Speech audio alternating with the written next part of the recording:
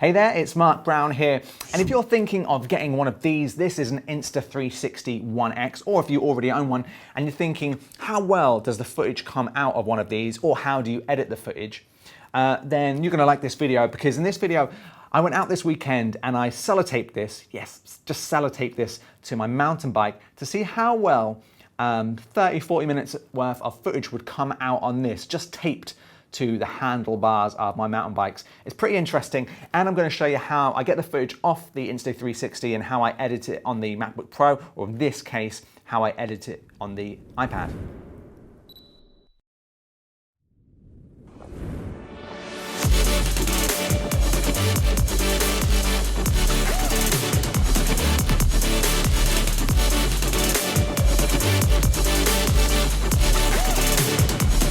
I've basically just got some duct tape and taped it to the bike, so it's a really basic setup. But I just want to do kind of like a 3 or 4 mile bike ride. I'm in a place just outside Manchester called Worsley, which is in Salford, and there's a canal path that runs for about, I think it's about 25 miles. So I've taped the Insta360 One X to the bike, so it's going to be interesting to see how well this footage comes out. Okay, so I'm biking now. It's actually pretty bumpy on here. But this is how I've got the Insta360 set up. The wife's there behind me. So yeah, we're gonna do a 2 or 3 mile bike ride. Hopefully this will come out well. So one thing I'm noticing as I'm biking along is this is pretty bumpy. Even though the path looks pretty flat, it's actually super bumpy, and the duct tape's not holding on too well. Okay, so we're about halfway through, and even though the path looks fairly flat, it's actually really bumpy. So I've been pulling the camera backward and forward as I've only sort of duct taped it. See, it's not really that stable, and it's been shaking around like this. So it's going to be interesting to see how well this footage comes out. But overall, I think it's going to come out pretty well from tests that I've done in the past.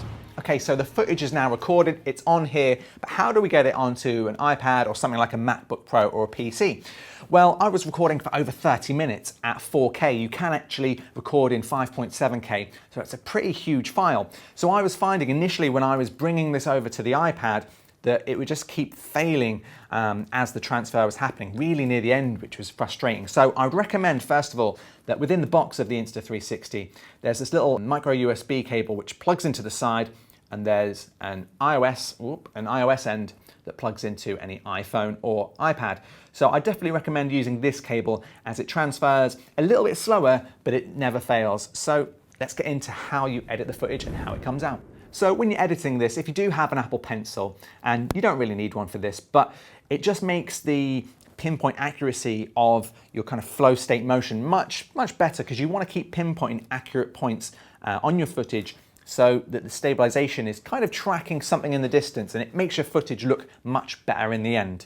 Okay, so one of the first things you want to do is you want to start adding some pivot points, and the pivot points are basically a way of telling the camera where you want it to face for the final footage, and this is really important when you're doing the flow state stabilization.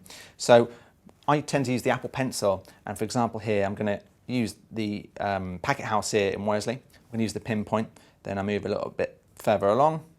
I'm going to do the roof there, keep that moving along, pinpoint it again, move it along, pinpoint it again, move it along, and as you can see, as we move through the footage, you can see that it now faces that direction, and that helps you keep a nice steady flow, especially when you're speeding things up. Okay, now the next thing we do, once we've added all of these pivot points in here at the bottom, and it'll take you quite a while to do. I mean, this is a 30-minute piece of footage, so it's going to take some time, but I've added all of those in. The next things you want to do is go up here, and this is where you can adjust your speed at the bottom here. So I've added all mine in, but you can essentially change. So let's delete this one. So you get the options here of doing 2 times, quarter, half, 2 times, 4 times, 8 times, 16 times, which is the hyperlapse, 32 and 64. So 16 and above is actually that really cool hyperlapse effect. So if you want to add that, you just get to the point in your footage where you want to add. So let's just say we want to start it just before we see this bike coming towards us. Press the hyperlapse. You then drag the footage up to the point you want it to end. And let's say we want it to end here under this bridge.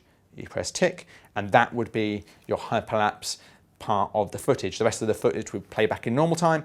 This bit, when it gets to this playback, would play back in this ultra fast hyperlapse.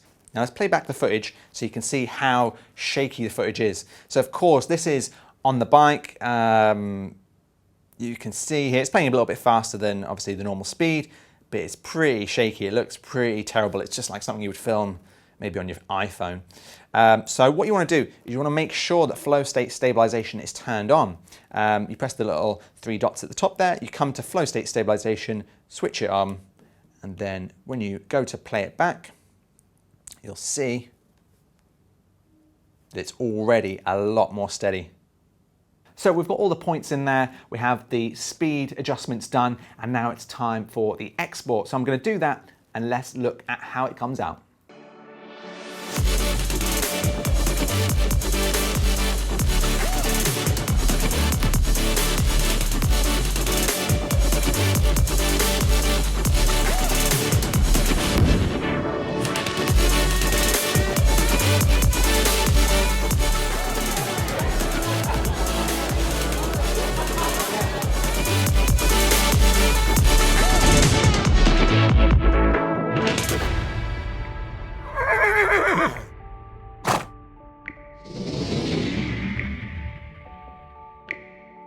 So there you go, what did you think of that? I think the footage came out pretty well, to be honest. I mean, considering this is like a tiny little device, it was taped to the bike, it came out pretty well, pretty amazingly. So let me know in the comments below, do you have an Insta360? Let me know what you thought of the footage, and are you thinking of getting one? As always, if you want to get one of these, the link will be in the description below. Make sure you subscribe to the channel because we've got some more tutorials on the Insta360 One X, how you edit the footage, and we've got some new video reviews coming up of some great PCs and some Rode microphones. So make sure you stick around for that, and I'll see you in the next one.